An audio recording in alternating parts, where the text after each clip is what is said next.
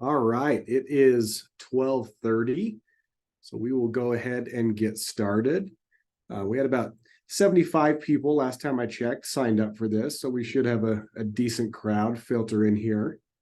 Um, we're excited to hear today from Marissa Armitstead, who's the Assistant Director to Statewide Campuses for the Career Design Center, as well as Joseph Banks, who's the Assistant Director and Career Design Specialist for Humanities and Social Sciences and the Arts for the Career Design Center. And this is part three of our series with the Career Design Center for Employee Development. And this one is specifically focusing on the importance of what now I'm blanking. I know what it is. I'm just forgetting terminology here. Connecting Networking, Tim. Networking. That's the word. The importance of networking within higher education.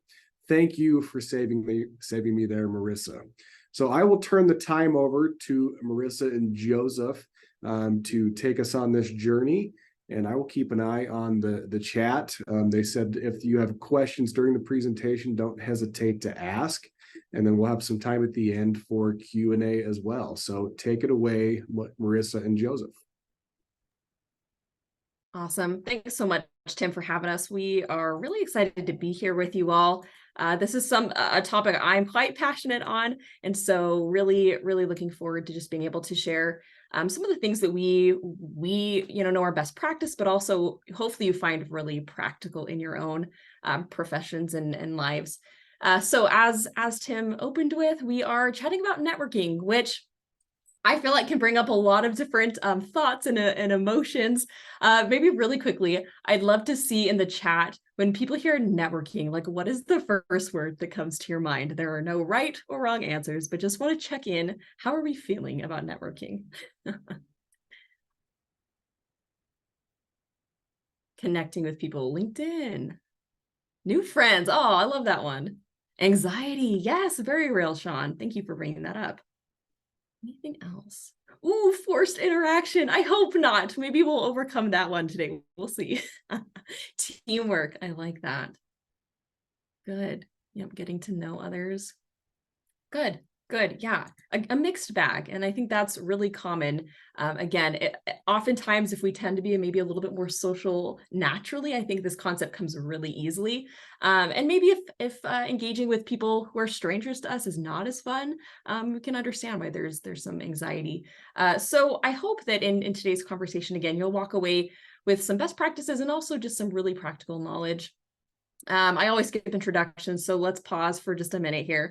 Marissa Armitstead, Assistant Director of Statewide Campuses, been with USU since May of 2020, and I'm just incredibly excited about the work that we do, both to support students, but also equip our statewide as well as Logan-based faculty and staff in these conversations as well. So that's a little bit about me. Joe, you want to introduce yourself? Yeah, sure. Yeah, Joseph Banks, an assistant director over at the Career Design Center. And like as mentioned before, I work with College of Humanities and the King College of the Arts. I also work a lot with internships and experiential learning here on campus and abroad. Just trying to help gather some of that information. I could say the same thing. I love networking, the concept of networking and everything. I wanted to like kind of open up, like networking for me is kind of like, when you grow a tree, like, if you think about the question, when is the best time to plant a tree? Right? Do anyone know the answer? The best time to plant a tree is 20 years ago.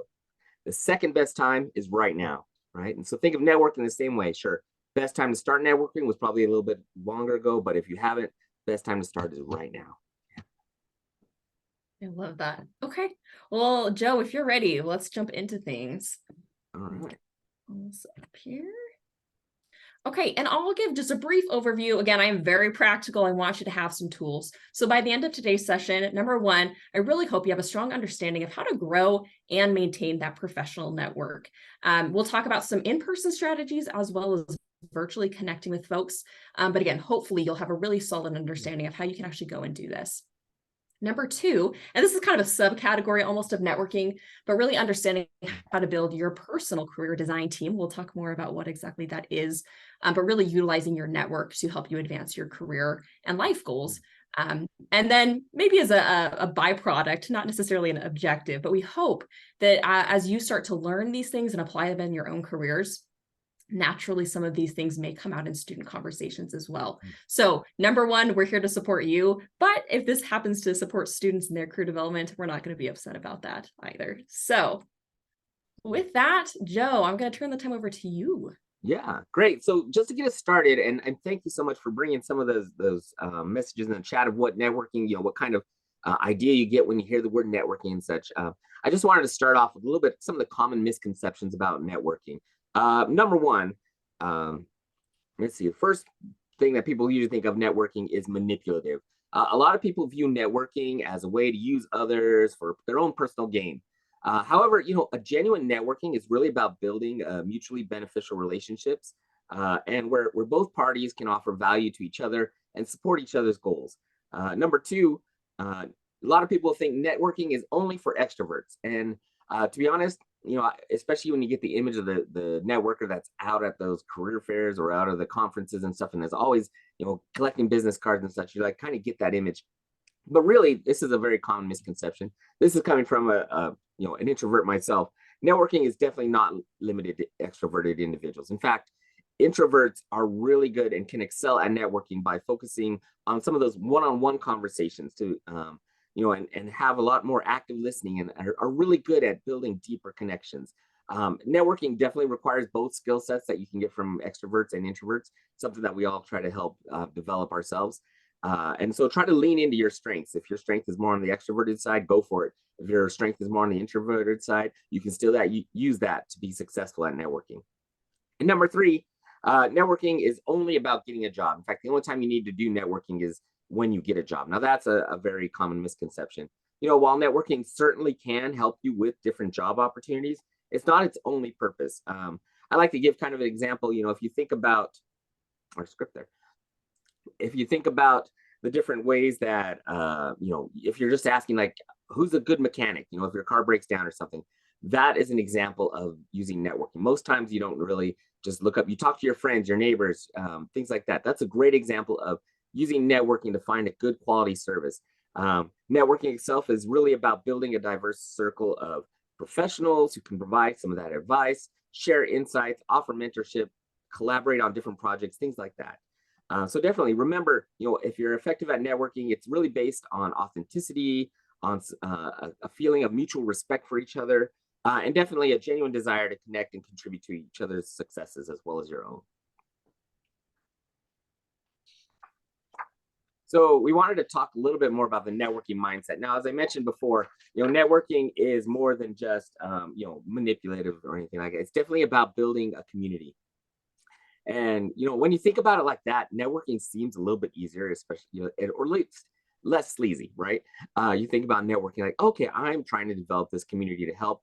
And you do this by finding like-minded people, people who have similar experiences, people who have similar culture, similar interests. What are those things that already kind of connect you to these people already? And then building off of that, after you find them, help each other to achieve something greater than they can on their own. And so next slide. There we go. Yeah. Great. And so these are some of the things we try to teach our students, but also, when we're talking about networking, it's essential for our career development, whether you're students or whether you've been in a career for like 20 years or so. Certainly a lot of great development opportunities that you can get just by doing networking. Part of that is like opportunity exploration. It exposes you to a diverse range of professionals, industries, perspectives. This exposure can help you explore different career paths, different industries, different job opportunities that you might not have considered otherwise. It definitely lets you have access to hidden opportunities. If you think about it, many of the job opportunities and job openings are not really publicly advertised. Through networking, you can tap into what's called the hidden job market by learning about different openings before they're posted, or even creating positions based on your connections and your skills. Also, it's a great opportunity to do knowledge sharing, interact with professionals in your field, provide access to valuable insights, information, and trends. Helps you stay informed, and it can help you, about different industry and developments that helps you stay competitive and relevant in your career. Helps you develop your skills, such as, networking can lead to mentorship, lead to guidance from different experienced professionals, and they can offer advice on skill development, career growth strategies, and overcoming challenges that they've already faced. It's also a great way to build that support system. We all know that it's important to have a support system, and we're going to talk a little bit more about how we can build that. But networking creates that community of professionals who can provide emotional support, encouragement, guidance during different phases in your career. And this network that you create can be particularly valuable when you have challenging times.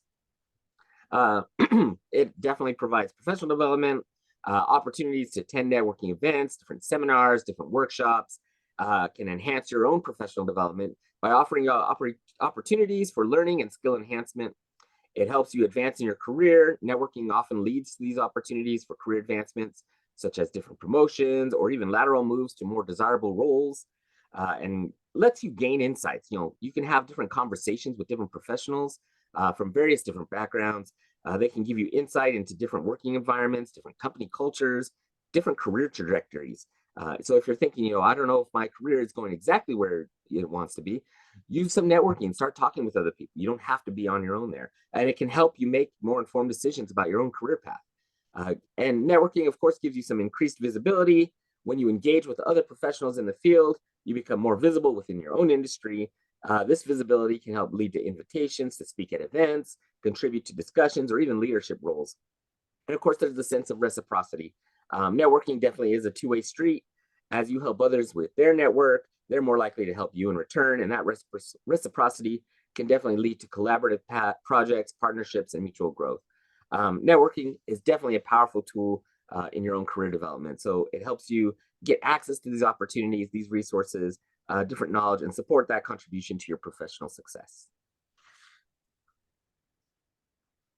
All right. So with that, we want to do a little bit of role play.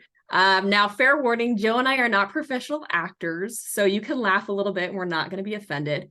But we just want to walk through a scenario. And while you're listening to the scenario, we want you to be pulling out some nuggets. What are some things that we're doing well? And maybe what are some things that we're doing that are not super beneficial to this conversation, especially think about networking as this idea of relationship building. Okay, so with that, are we all ready to see the performance of Joe and Marissa? All right, here we go. You ready, Joe? Yep. All right. And maybe to set the stage here, we are at an out-of-state conference, and I don't know anybody. Joe doesn't know anybody. All right. Hey there. Hey, I am Marissa Armitstead, and how's it going? How are you enjoying the conference so far? Oh, great to meet you, Marissa. Yeah, I'm really enjoying it, especially the content on the use of AI in resume writing. How about you? Nah, it's all right. Most of the stuff I think I already know, but review, it's good, I guess. Oh, okay. That's interesting feedback. Yeah, actually, I'm on the conference committee. Our organization's always looking for volunteers that can help bring on a new perspective to the team. Oh, yeah. If I wasn't so busy, that could be really interesting, but yeah, not right now. Oh, okay, I see. Yeah. So how about you? What is your background in career services? Is it in employer engagement? Yeah, I am a career coach. What about you? What do you do?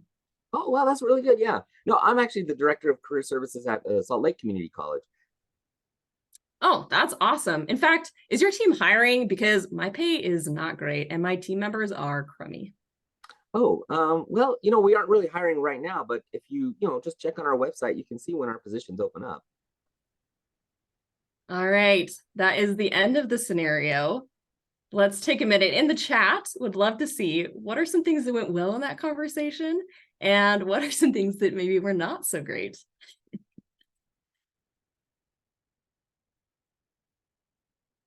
Yeah, Jonathan had a nice opportunity and shot down. In fact, if you're willing, can we have you on mic and maybe just share a little bit more about what you're thinking there?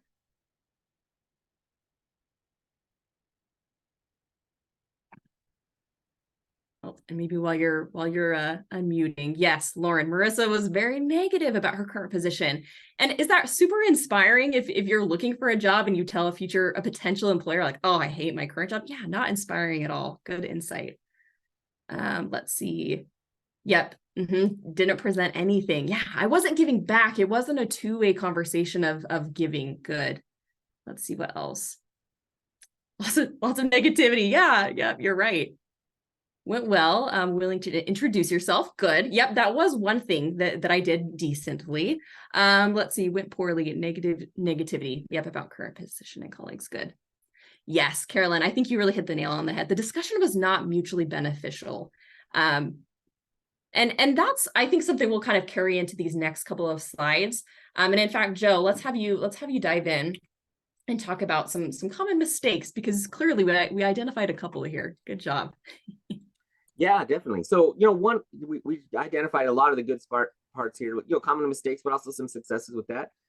Here's just a few other mistakes that people make when networking. First one here is being a little bit too self-centered. A lot of times, one of the biggest mistakes that people make while they're networking is they focus solely on themselves and kind of what they can gain from the networking connection.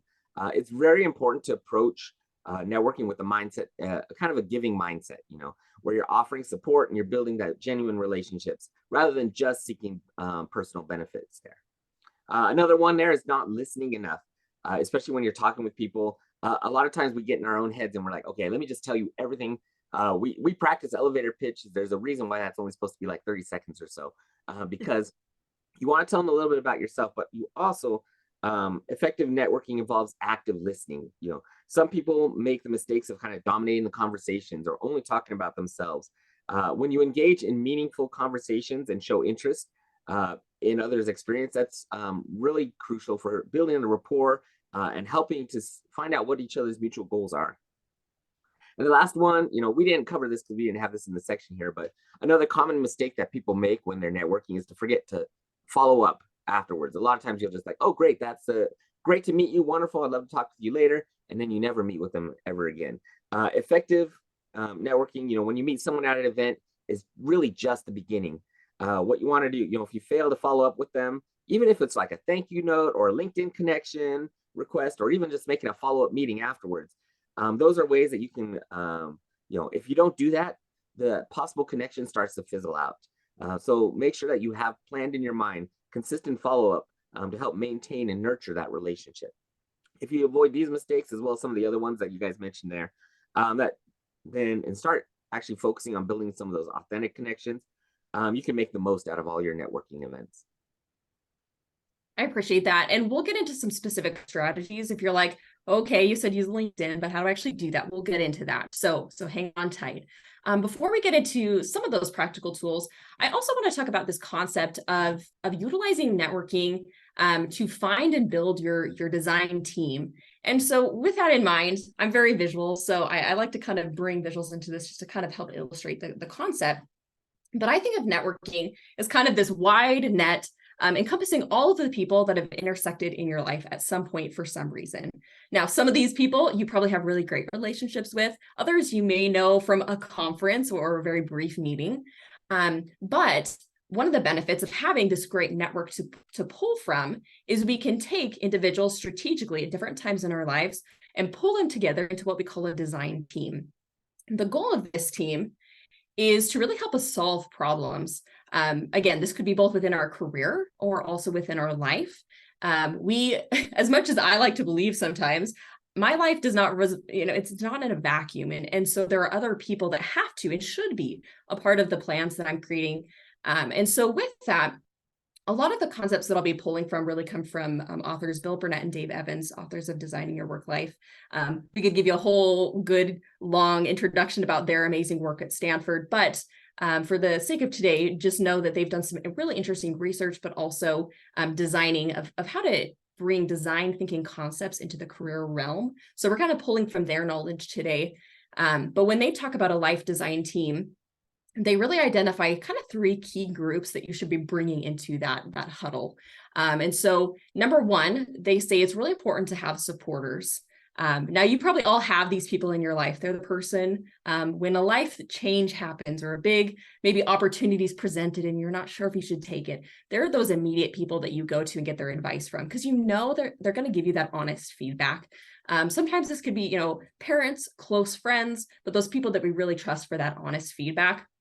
Not necessarily just the people who are going to pat us on the back and say, yeah, you should probably do that thing, but like genuine interest in our well-being and advancement. We also have players, and I think of these people as the people that are boots on the ground with us who can help us advance or move and kind of make that design change happen. So oftentimes within the work context, these might be supervisors, these could be coworkers, colleagues, but the people that are in that mix with us day to day and may be able to provide us that connection or provide us with an opportunity to really help us make a shift in our lives. And then finally, it's also important to include intimates, right? The people in our most sacred space, oftentimes within our own homes, whether that's a spouse, a partner, children, but really considering who in our very close circle these choices will impact and making sure that they're also included in that conversation. It's important to note that for various questions or challenges that we're working on in our life, this mix is going to change. We may not pull the same players for various questions. We may not pull the same supporters. So just know that these aren't set groups that, if I have a question about my career, I don't always have to go to the same people. I can kind of regroup, and this can be a fluctuating thing where I'm kind of bringing in new people as well. Oh, and I forgot to mention, we want a few voices. If you only have 1 or 2 people on these teams, we're having a very limited view. But we also don't want these teams to be so big that you get so many opinions that you're kind of inundated with ideas and can't move forward. So roughly, we're looking at a group of kind of 3 to 6, again, to have a good mix of these different types of key individuals. Okay, so let's take a minute. I want you to really think about this for yourself. Number 1, consider what is a current thing going on, whether it's in your career, your life, but you really want to make a change. There's some kind of goal that you're seeking. Maybe it's a promotion. Maybe you're looking to switch roles, pivot a little bit. Maybe you want advancement. Maybe you're looking to move. Maybe you're looking at getting married. It can truly be, whatever big life thing is kind of in the way right now. What are you looking at? And here, I'll give you a minute because I know sometimes these are big questions and we need a minute to just kind of sit on that for a second. And as we're thinking about that, I want you to kind of think about that concept, those supporters, those players, those intimates. And I want you to think about who is on your design team right now. Who are the people that you kind of bring into those personal huddles to figure out, all right, what am I doing with my life? How might I tackle this problem? And feel free if you're like, oh, maybe I should make a list of these so I can come back to these people if needed. But then the next question I want to ask is, who's missing? Especially if you're currently in the middle of working through a situation, maybe, again, I want to make a role shift. Maybe I want to stay with USU, but I want to move into a different department. Who's missing from that picture who could maybe help me make that change? What coworker, colleague, supervisor, again, who could I maybe include in this conversation that I haven't up until this point? All right, let's take 30 more seconds. I want you just to, again, maybe jot down some notes as you're thinking about the different people in your life. As we wrap that up, because we're in higher education, and I think it's important to reinforce what we're learning, really quick in the chat, let's do a quick check-in. All right, so fill in the blank for me. Your blank consists of roughly 3 to 6 individuals that you select to help you with a specific career or life problem. What is that?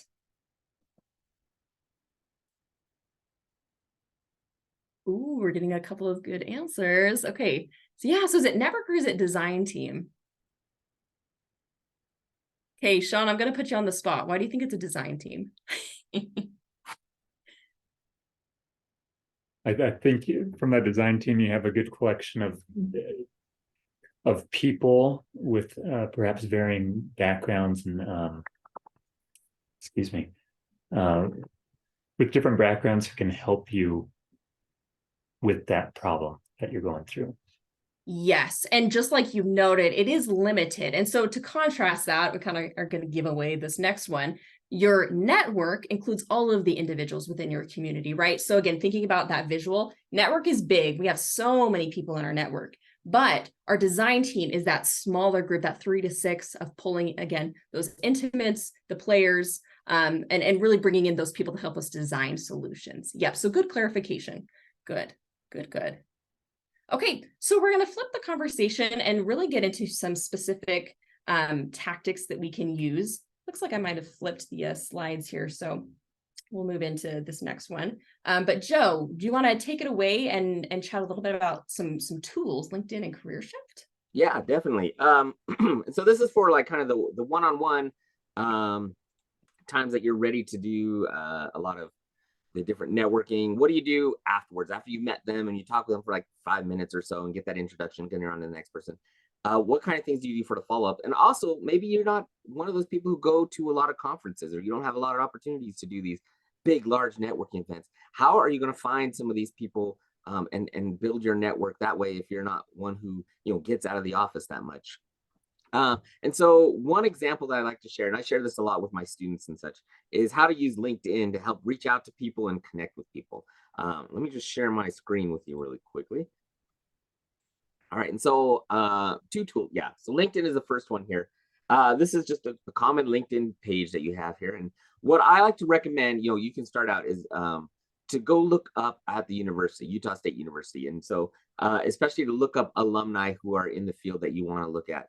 Now, I know many people on here aren't all USU alums too, and USU is a really great one because you've already got a connection there. But think about your own schools too. You can do the same thing where you graduated from and make connections that way. So let me show you a little bit about what we do here on LinkedIn.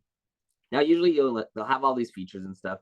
I would say you want to look up Utah State University's page right here, the company page here for Utah State. You'll look, let's see, and am I sharing my screen right? This is good, right? Good, okay. And so we'll click here on Utah State. And you'll notice here they've got a nice selection of different features here. You want to go on to alumni, and you'll look at Utah State alumni, and you'll see they have almost 100,000 different alumni that are currently on LinkedIn. And so if you just scroll down here, you'll look here and they'll have you suggestions, people that you may already know. Look, it's our friend Tim Olson right here. It's great. And so if you were to click on that, you can actually look through, see a little bit about his experience, where he comes from, or we could just talk to him directly, sure. But here we can see a good sample career path. This is someplace that you want to go and where he's been. And a great way to do that is to, after you've done that, is to offer to connect. In fact, I'm surprised I haven't been connected with you yet, Tim. Let me just go through that here. And it'll ask you, add a note to your invitation. I highly recommend that you do add a note. It's a lot better than just to send a simple, oh yeah, Tim, Joseph Banks wants to connect with you, especially if you've never actually met with this person. Or if you have met with them and you're following up with the conference. So let me say here, I'm going to add a note. All right. And then let me just grab something real quick here. All right. And so if I'm going to add a note, I'm going to put in just a short little note here. Hey, Tim, it was great to meet you at the conference. I would love to connect with you more to discuss what it's like working at USU. Do you have 15 to 20 minutes in your schedule that we could have a Zoom call this next week? It was great connecting with you. Do that. Nice little short message. You'll notice you only have like about 300 or so characters. Your invitation is sent, and you can go through and it'll show you all this information here about how you can connect with them. So that's one way that you can do it. Other ways that you can use LinkedIn with that alumni. Let's say you want to get a little bit more specific, right? And so let's say I'm not looking for just someone at USU. Let me look for an alum. In fact, I use this a lot when I want to connect with alumni or recent graduates to help them with connecting and engaging with activities with our students here on campus. So let's say we go to, I'm going to pick a name, Conservice, right? And I'm like, okay, let me see how many of our alumni working for Conservice at this time. And it'll give me a list here about 1,156 alumni are connected to Conservice. We got 367 that are working there right now. Okay, I need to narrow that down just a little bit. And you'll notice they have, where they work at, where they live, what they do, what they're skilled at, and even what they've studied. And so let me see if I was going to look through here and I wanted to connect with somebody that might be in human resources. And so it will give me a list, again, narrow it down just a bit more, but I'll look down here and I'll see a list of people that I may know. Again, now filtered for people who are connected to Conservice and who are in human resources. And I'll say, okay, here's Sydney Snyder. Let me just look here. And that gives me a lot better connection, a lot more information about somebody who's in the role that I want to talk more about and approach them. And so that's just one way. And I do the same thing where I would connect with them and send them a message where I want to talk with them more about that. This is great because she might, if I was thinking about going into Conservice or talking to my students about Conservice, a great person who is probably a champion of Conservice and wants to tell them, more about the opportunities that they have there. Now, the other tool that I wanted to show here is one called Career Shift. And this is a service that we have here for the university.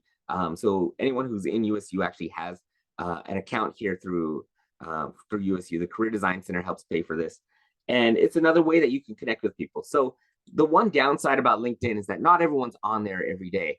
And so if you send a message to them, if they don't see it on LinkedIn because they don't pop on until like 2 weeks, you may be wondering, all right, where is where is this person? And so Career Shift is a great tool because it works kind of hand in hand with LinkedIn. So let's say I wanted to look up a contact on Career Shift going on here. I'd go on Career Shift, search there, and I'd say, all right, well, let's see if I can find out more about Sydney, right? And so I'll put in her name, Sydney Snyder. And it'll give me a collection of different people with that name. I can get into more specific about like what school they attended or what company name. But I can see here, we got 2 Sydney Snyders and this one right here, senior recruiter at Conservice. Yeah, that's the one I want because I know I saw her on LinkedIn. Now, what's really interesting about this one is that this tool can actually give us her direct email address and a fax number, where they're located in their office and such. And so now I can send a similar message, but this time using their specific email address. The other neat thing about this is that I can actually look up like company details and pull up a list of company contacts in that area. So if I like, okay, I got one person in Conservice, let me see if there's anyone else that I can talk to. And this will give up a whole list of different contact information about that person or about that company and about contacts there. And so both of those can be really good tools to help do that. And once you follow the links, we've got some links attached to the PowerPoints there. Will get you directly to both LinkedIn and to our Career Shift page. Awesome. Thanks, Joe, for walking us through that. I want to take a minute. I know sometimes when you see like a new tool or a tool that you don't use often, it can be a little bit overwhelming. So I'm curious, any initial questions? I know a lot of you are on LinkedIn already, but any questions about using that tool kind of in that networking setting? One question that I had is that tool available just with basic LinkedIn, or do you have to be a premium subscriber to use that to go that far down? Are you talking about the Career Shift?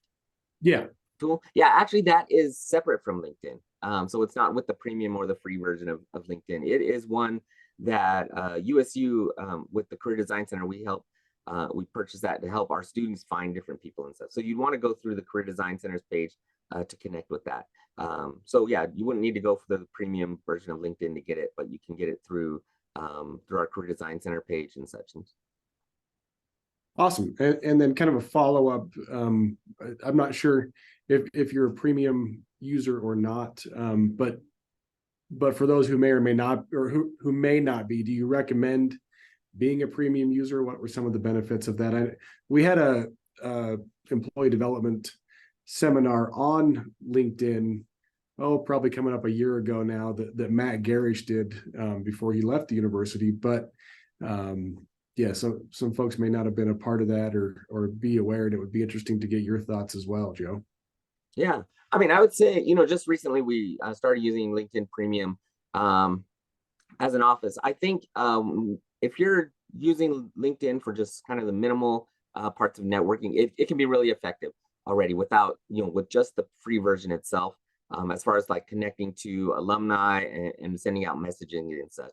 If you're using LinkedIn more to promote your own, say like your department's programs, or you're actively sending messages out to different people, because I know without the premium version, sometimes there are people whose accounts are only available to premium members. And so I would say if you're actively using LinkedIn to either promote programs, or you're trying to get connections with people more directly, where they can get like a direct in-mail is what it's called.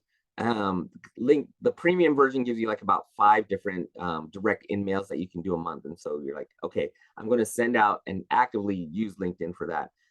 Then that'd be fine. But I would say most people in general can do very well with just the free version. Just one other note, and I was multitasking, so hopefully I'm not reiterating, but another benefit, I would say, I feel like a lot of people use the Next Level Premium for career searching. So if they're looking for a job, like Joe said, it's a great tool to get in front of more recruiters and have access to more conversation.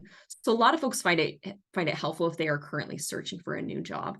Outside of that, though, oftentimes that free account has a lot of the same features. So yeah, typically we'll recommend that. Good. We did have a question. Do we offer this kind of training for students? And we do. In fact, I just shared that link with one of the individuals here, but I'm going to add this to the entire group chat. You can request a presentation for students, but as well as teams. So if you're like, hey, I actually feel like my department could really benefit from a training like this, we can always give those out to students, staff, and faculty. So feel free to utilize that form. Okay, any other questions before we move on? Yes. Can I don't know if this is derailing. Go ahead, Shonda. What if there are people who are hesitant about sharing their information on social media? I don't know. And LinkedIn to me is like the social media platform for like business and networking and things. But what if, like, how would you recommend using the tool for someone who is uncomfortable or a little bit leery about sharing personal information or personal details on services that anyone can have access to? So what are, maybe even an addition to that is, what advice would you give for people who maybe share things too freely on here, and addressing both of those, like how to keep yourself safe while using services like LinkedIn? Lots of good things. I'll share a couple of things that come to mind quickly, and then Joe, feel free to hop in here. Yeah, definitely concerns around oversharing. And I guess maybe two parts. One, I know there's a lot of concerns because there are ways to indicate like, hey, I'm open to new work, but I don't want my current boss to see that. So oversharing in the sense of like maybe sharing a little bit more about your current career journey than you would like to. And there are actually ways that you can adjust your profiles so only active recruiters can see that you're looking for a job. We can send some articles and stuff if that's of interest to anybody, but certainly there are ways to kind of add some privacy, but also make sure you're sharing to whom you want to share. I'm trying to think in terms of recommendations of engagement. It depends on your approach. Some people are on LinkedIn and they're posting every day, and certainly that can drive traffic, right? It's social media, it's using algorithms. So the more you use it, the more you get viewed. That being said, I like to reiterate to students that importance of adding value. So are you posting just to post for the sake of showing something, or are you posting because you genuinely think your network, your community could benefit from that information? So I don't know if there's a hard and fast rule of like, you should only post this many times a day or week. I don't know, Joe, maybe you have thoughts on that, but I would really just hone in on that conversation around relevance. And would you appreciate somebody sharing this information, that kind of approach? Don't know if that helps, Shonda. Joe, other thoughts? Yeah, I mean, I definitely say only post what you're comfortable sharing and such too. So if you're like, and this is, social media is just one way that you can do networking. If you're not comfortable with some of that stuff, then I would focus on some of the other methods of developing your network, whether that be reaching out and doing sort of like one-on-one conversations with people that you're already in contact versus going to some of the fairs and such. If you're like, you know what, I want to at least be able to see the person I'm trying to connect with and give that kind of information. LinkedIn is really nice as far as like what you can limit what you want to share and say, like Marissa had mentioned, if you want to put actively that you're looking for jobs, or maybe you don't want to at this time and such like that. So definitely consider what your own comfortability is. You don't have to put everything up there, but you may have to do some different methods to really take advantage of that at the same time. Now, I will say, as far as like what's too much, right? The other half of that question, LinkedIn for one, it seems pretty good as far as a community, as not wanting you to share, like you don't really see a lot of the memes that you see on Facebook, or a lot of the fun videos and the things that cause a lot of arguments on Facebook and such as well on LinkedIn. The reason is because a lot of times people will say, hey, this is not the space for that, okay? In response to those. I don't know for sure if they have an official way of blocking that, but I have seen it come up with some friends who will post a little bit personal or political or things like that. And people was like, we'll put that somewhere else, and it gets put down really fast too. So I would say when you're thinking about what kind of things to post or share on professional social media, make sure that it's stuff that's relevant for either your field or stays at a professional level. And then again, with any social media usage, make sure that what you put up is something that you're comfortable with lots of people seeing too. You never know exactly where somebody might look up information about you, whether maybe in a future job search, or maybe they met you at a conference and they're like, oh, well, let me see what this person's been up to. And hopefully what you have on there is the kind of brand that you want to help share with other people. Did we give you some nuggets, Shonda? Okay. And feel free to reach out to us if we didn't fully answer the question. We can circle back to it as well. Okay, for the sake of time, we'll keep the conversation going here. Pull back this.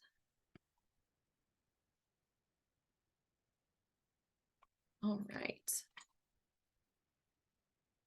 So as we've already mentioned, we do want to just kind of elaborate a little bit on spaces where you can really engage in some great networking.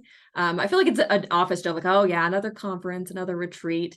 But truly, one of the most valuable things that comes from those spaces is you get to be in a close confinement with other people who maybe you wouldn't typically be in a room with, whether that's because you're at different institutions, in different states, different countries, but really that diversity is so critical as we build our careers and to think about things differently. I've attended conferences, about career topics, for example, and hear a perspective and think, gosh, I've never thought of it that way. We don't approach it that way maybe at Utah State, but really gleaning those insights from folks from diverse areas. So conferences, while maybe a little bit overused in some contexts, are really truly a great place to learn new information and build those networks. So, if your boss, asks like, hey, are you going to use that professional development money we set aside for you or whatever, take them up on that. That's actually a great tool. Even when you're negotiating a job, it's a great question to ask in the interview process, what professional development is set aside for this role. So conferences are great. There's also, when we think about individuals within similar roles as us, but again, maybe at a different institution, that can also be a great space to maybe connect, like Joe is showing us on LinkedIn, or maybe use CareerShift to find an email. Within my role, I kind of started a new role, a new version of my old role this past February, I think. And when I moved into this role, there were certain elements of the job that I hadn't had before, or at least not as in much depth. And so I reached out to folks from Utah, or the University of Utah, BYU, and really kind of learned from folks more experienced than me, and gleaned from their experience, their knowledge. And so certainly, and I would say Utah is maybe a little bit unique. I've heard from other states that not all education systems are willing to work together, but I think Utah's a really unique location where I've at least personally found within my role, folks are so willing to collaborate. There's not a huge sense of territorialism usually, maybe unless we're talking about recruitment, but typically folks are really eager and open to share what's working for them.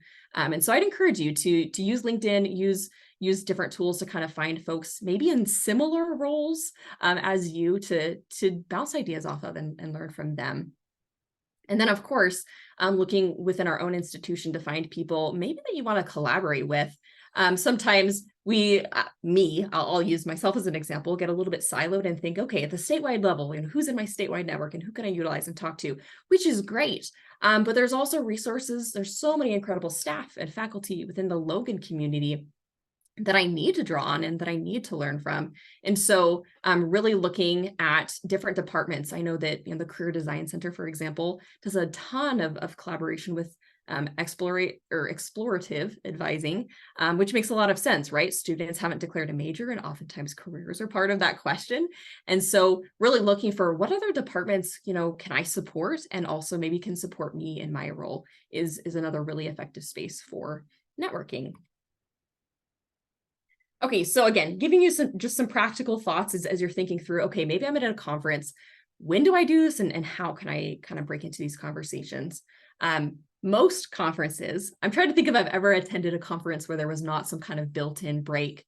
But usually, you know, whether it's a lunch, a 15-minute bathroom break, Q&A sessions, there's usually built-in time for people to engage in conversations. Many times it will literally say networking time. But utilizing those spaces rather than maybe ducking out and you know, getting food in a space where nobody else is, like maybe choose to go in a space where there are people and try and kind of engage in those conversations, utilize that time. My favorite way to engage in networking, especially with people I don't know, is to ask questions. So things, again, like how are you enjoying this conference or this event? Maybe what brought you to the event, because that can give some really good lead into conversations around how you're going to apply that information. And then maybe also learning how they're using it as well.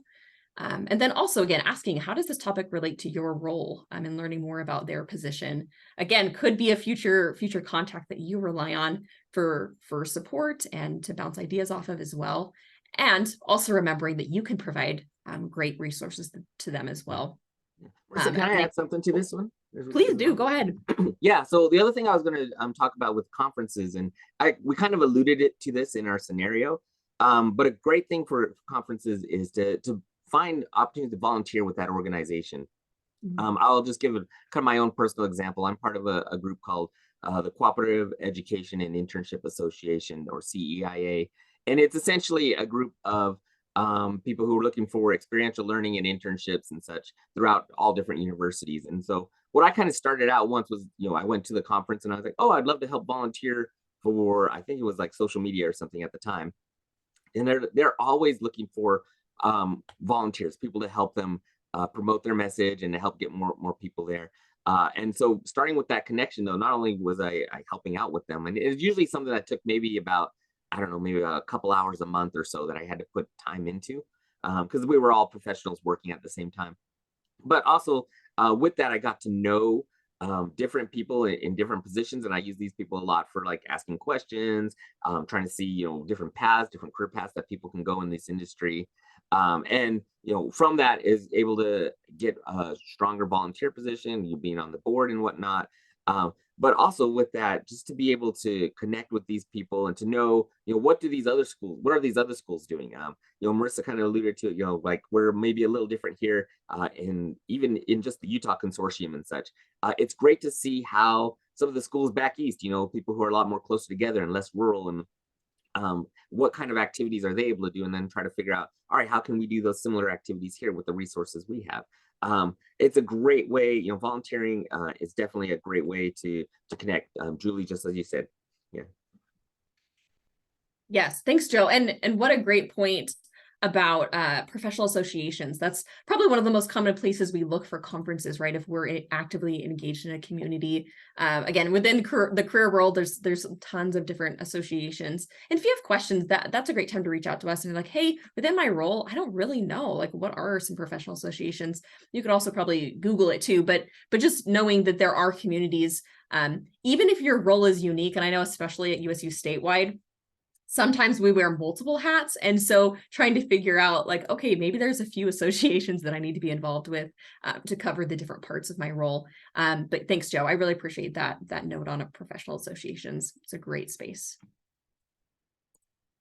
Okay. And then similarly, really thinking about networking again with folks at different institutions. Likely this will be done via LinkedIn or email, potentially after maybe, you know, being at a conference, or if you're attending a professional association meeting. But simply just reaching out to them, and if you're new in your role, you can mention that and say, hey, you know, I'm new to my role. I see that you have some experience in this type of role and would love to learn from you. Can we hop on a Zoom call, a phone call? If they're within your region, going and grabbing lunch or something along those lines can also be really great. Again, these outreaches don't have to be anything in depth. If they are maybe connected via institution, for example, maybe you both got your undergraduate at the same place, making some kind of personal connection to them sometimes diffuses the awkwardness of having a complete random stranger reach out. So feel free to, you know, think about those things of like, okay, is there any way that we're connected? And sometimes just, you know, the role being connected is enough, but feel free to add those personalized touches as well. Okay, and then again, if you're reaching out to somebody within your same organization, so USU, likely it's going to be on LinkedIn or email, maybe in person or Zoom, depending on where and how you work. But again, reaching out and letting them know, like, hey, I saw your post on LinkedIn about this cool initiative your project is working on. Or maybe, you know, I read your newsletter and think we could collaborate on this kind of a project. But just looking for those connections. Where can I support you? And then oftentimes what I found is when I reach out my support, what I find is that it's oftentimes mutually beneficial. And certainly you can reach out with needs as well, but I think it is important to kind of keep that back and forth of offering support and then also receiving that support as well. Hey, Joe. Yeah. So after you reach out to these people, you know, what kind of, a lot of times we're thinking, well, I would love to have a 20-minute conversation or so, but what the heck do I talk about, right? And sometimes you might have a bunch of questions already. That's great. But for those of us who are like, well, I need sort of either structure or a method or just a list of some common questions and such. This is kind of what we tell our students. It's called the Tiara method for networking, and it's brought by a book called the 2-Hour Job Search. And it's sort of like a funnel method on how you can talk about different things when you're doing an informational interview or you're talking about with an alumni or with somebody. And so the first one, the T, trends. You know, these are like questions like, oh, what are some of the various jobs in this field or the organization? Or, you know, how is the economy affecting this industry right now? And then you kind of narrow it down. It's like, okay, well, that's great for some of the trends that you've noticed. What are different insights, you know, that you have? Why did this type of work interest you? You know, you're getting a little bit more personal with them. How did you get started with this? And how did you get to where you are now? And what are your own long range goals? You know, you're starting to talk to them about their personal goals and such. The next one would be advice. You know, and this one is when you're now making that connection between them and you. You're like, okay, what do you think is the best way to enter this field? Or what advice would you give me either as a student or as a new professional in this field or somebody who's trying to transition into this area? What skills should I be developing right now? And then the next one are resources. This kind of leads into that. You know, okay, how do I develop those skills? What trade journals or professional journals or different organizations would help me learn more about what it's like doing, you know, in this field? And even better, you know, if you're looking for jobs and such, you should say, who do you recommend I talk to next? In fact, I would say if you're really interested in expanding your network, this is an important question as a resource. Always talk with people and say, you know, that was great, wonderful to talk with you. Who can you name 2 people that you recommend I talk to next? And these could be people in the same organization. These could be people who are in their network, but maybe they work for other institutions. But with that, then you can go on to the next person and say, hey, so-and-so, I talked with them and they said they recommended that I talk with you. Do you mind, again, spending 15, 20 minutes? And now you've got sort of that network is starting to grow. And then the last one's really important too, is the assignment. And assignment's important. This could be like, okay, what would you recommend I do right now to get started in this field? Or who do you recommend I reach out to right now? Or what do you recommend I do right now? The important thing about the assignment is partially is trying to help get you a little bit of experience, but the other part is that now you have a reason to follow up with them. Like we said before, one of the things that people mess up on most about networking is they don't follow up and they don't help keep that relationship alive. An assignment gives you a reason to reach back to them afterwards. And so if they said, you know, go talk to this person, or maybe you should read this article here. They've got a lot of great information about what you're looking for. Read that article, go talk to the person, great. And after you're done with that, send them a follow-up email saying, hey, I talked with this person, or I read this article, and this is what I thought was amazing about that. But it shows, hey, this person actually listened to my advice. I want to give them more advice. And then 2, it says, you know, it sends a message that, you know, this is somebody who wants to stay connected with me rather than just somebody I met at a conference, passed my business card to, and never heard from again, right? And so it's really important to try to keep that relationship alive and to keep that that conversation going. Awesome. All right. With that being said, we did want to intentionally leave just a couple of minutes here for questions to make sure, again, if you have something on your mind that you want to chat a little bit more in depth about, we could save time for that. Before we dive into that, we did just want to share the link. This is a growing movement at Utah State University that we're really excited about. And again, it's engaging staff and faculty in these career conversations, whether it's for yourself or students.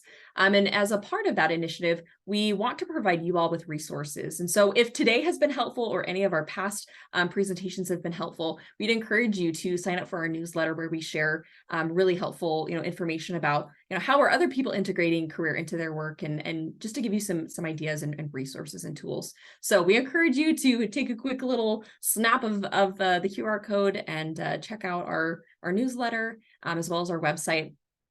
We'll also, I can add the link to the newsletter in our chat if folks want to just click the link there. Otherwise, like I said, I think we just want to open things up for questions. So feel free.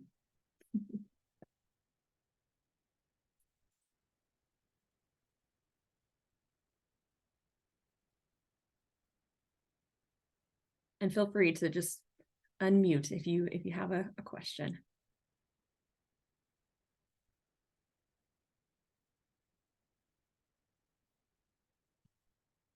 Yes, Carolyn, let me get you that link right now.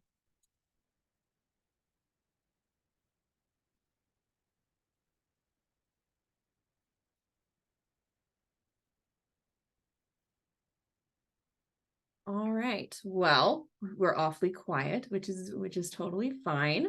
Oh, let's see. Oh, Jonathan, we left you hanging. Well, maybe this is our hook. Next time we'll redo the skit in our next presentation, so you have to come back for more. Sorry to leave you hanging. I apologize. All right, friends, here is the link to our newsletter. That's just right there in the chat. Hey, with that, feel free if you want to stick around, maybe wait for some folks to trickle out first before fielding a question. We'll hang out for just a minute. Otherwise, thank you so much for your time today. We appreciate all that you do to support our students and staff. And we really do want to be a resource for you. So please hit us up with questions and have a great rest of your day. Yeah, definitely. Thank you, Tim, as well. As far as like this whole series has been, it's been great to do this. Want to talk about some of the resources we have here and how it helps out the not just our students, but for the whole Staff and Employment Association there. Thanks for letting us help you out with this series. Absolutely. No, I appreciate you guys jumping on, being willing to help. But we've seen, a lot of interest from our staff and the surveys and stuff that we've done.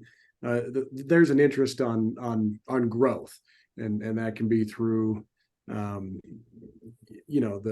things that we've talked about today. Certainly, salaries and negotiations, opportunities for development, all of that stuff. And so we appreciate the advice that your team has been able to bring and share with our staff. Absolutely. Well, keep asking us to come back, Tim. Yeah, we're happy to help. This space. Sure. Any last questions while we're out there?